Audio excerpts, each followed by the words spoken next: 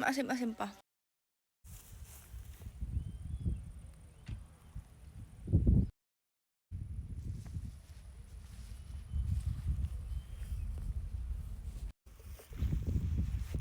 Mga plum.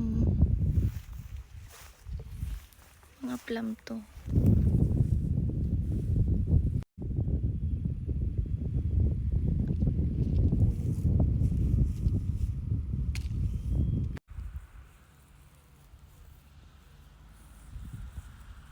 Ito ang view.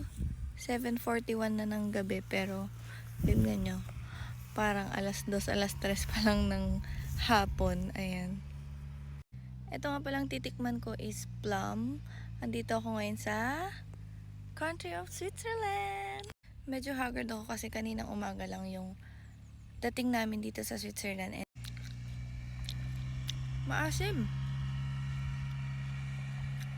Pero crunchy.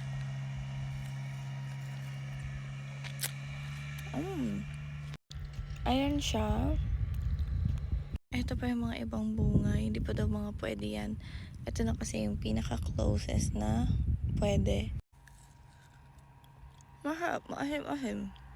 Grabe yung scenic view dito. Nakaka-inlove tong country na to. Grabe yung mga puno dito. Nagkakalat.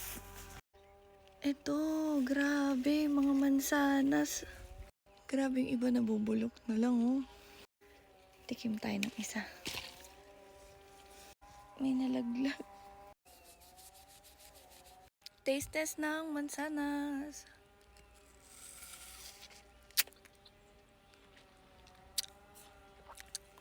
Maasim-asim pa.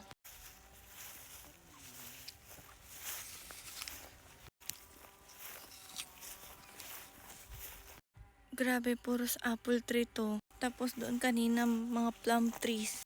Yan, first harvest sa Switzerland. Grabe, ito pa plum. Ito. Ay, hindi ko makuha. Ayan.